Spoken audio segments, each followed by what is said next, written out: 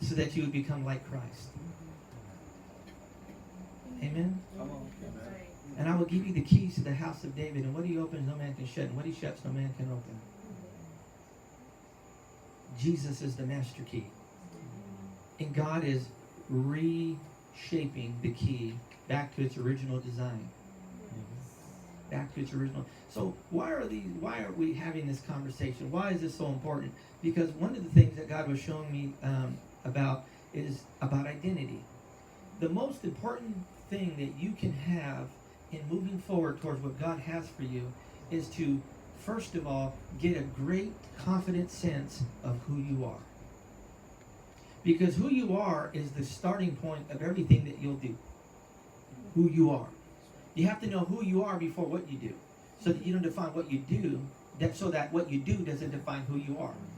Does that make sense? A lot of times we define who we are with what we do. So tell me about, who are you? Oh, well, yeah, I work this, and I do this, and I have this. That's not what I asked you. You know, that's what you do. That's not who you are. Who are you? The first question that you want to ask is, who am I? Who am I? When Peter was about to transition into his identity of who he is, who God saw, the man that God saw, he was Simon initially, Simon. And so they had this conversation. They had this really interesting conversation, the disciples and Jesus. And so this was very important, because when they started to talk about this question of identity, Jesus started with it. Instead of telling Peter, about his identity, the first thing he said is he used himself. Jesus actually had a conversation about himself. And so I'm going to read this out of Matthew 16, and it says, when Jesus came to the region of Caesarea Philippi, he asked his disciples, who do people say the Son of Man is? And they replied, some say John the Baptist, others say Elijah, and still others Jeremiah or one of the prophets. And then he says, okay, first of all, he wanted the disciples to recognize that people are going to have opinions. Do you know anybody that has opinions? No. Yeah? Yeah. More than one, right? Yeah. And don't people offer their opinions without permission? I mean, they just assume you want to know what they think. And there are some people that I just don't want to know what they think. I only have to hear once, and I don't want to hear anymore. There's some people that go down a road that there's just no point of no return. It's like, somebody needs to intervene. Somebody needs to help this person. They're just lost out into this place. Nevertheless, Jesus recognized people are going to have opinions about who he is. People will question who your God is. People will question your faith.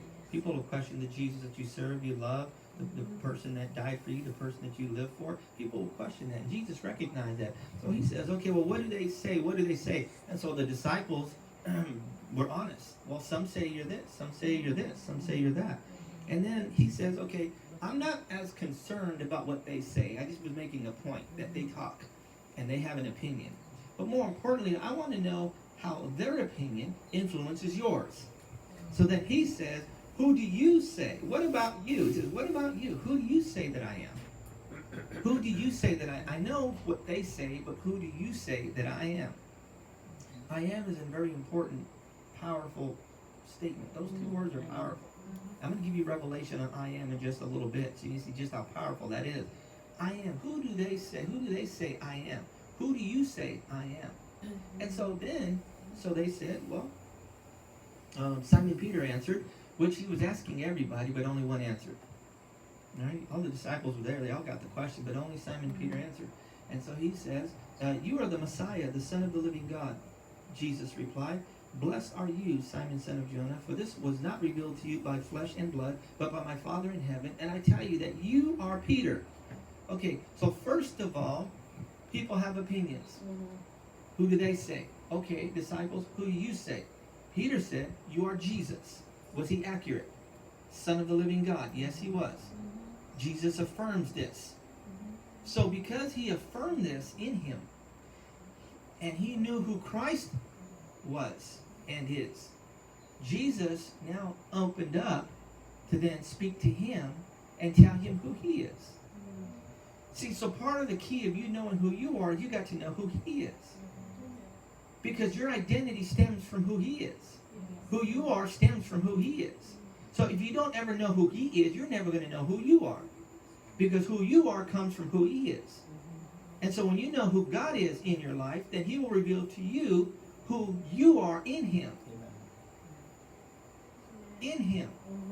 You have an identity in him. The key over the master key. You have an identity in him.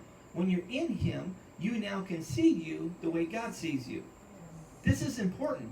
What I'm sharing with you is so important. It'll affect everything that you do in your walk, in your faith, in your life, be it personal, be it professional, be it ministerial, whatever it is, relational. It'll affect everything of your life once you understand who you are.